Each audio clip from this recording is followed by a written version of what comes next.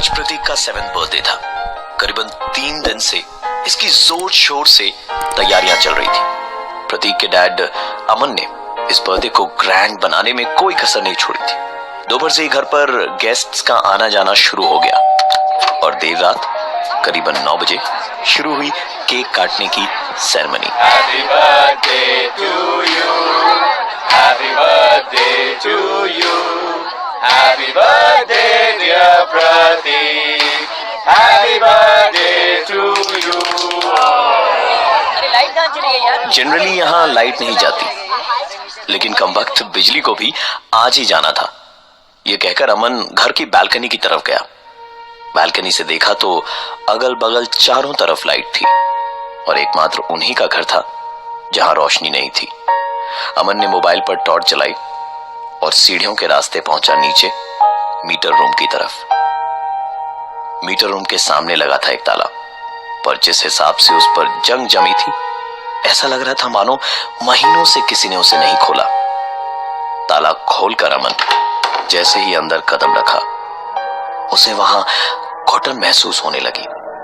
Metre room में बुरी तरह से धूल जमी थी और पूरा रूम मकड़ी के जालों से भरती था। टॉर्च की रोशनी में जब अमन ने खोजबीन शुरू की तो पता चला कि एमसीबी ट्रिप कर गई, शायद लोड ज्यादा होने के कारण। उसने एमसीबी के स्विच को ऊपर करने के लिए जैसे ही अपना हाथ आगे बढ़ाया कि उसे बड़ी जोर की छींक आई, कमरे में पड़ी धूल के कारण, और साथ ही एक आवाज आई, God bless you. उसे लगा कि प्रतीक शायद उसके पीछे पीछे आ गया हो, पर उसने घूमकर जब कमरे में देखा तो वहां कोई नहीं था। अमन को यहां चीजें सही नहीं लग रही थी, इसलिए उसने एमसीबी के स्विच को ऊपर किया और मीटर रूम का ताला लगाकर ऊपर जाने को तैयार ही हुआ था कि उसे लगा शायद कोई उसके पीछे खड़ा हो।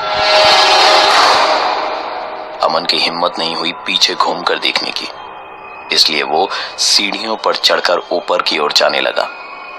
अमन महसूस कर पा रहा था कि कोई उसके पीछे पीछे सीढ़ियों पर चढ़ रहा है, इसलिए उसके बढ़ते कदम एकाएक रुक गए और जैसे ही वो रुका, कोई उसके ठीक बगल से दौड़ता हुआ ऊपर चला गया, जिसे अमन देख भी ना सका।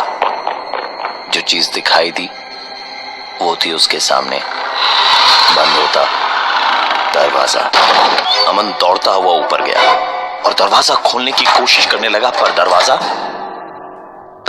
दूसरी तरफ से लॉक था। उसने जोर जोर से दरवाजे पर हाथ मारना शुरू किया और सोचने वाली बात यह है कि दरवाजे पर दस्तक कोई दूसरी तरफ से भी दे रहा था।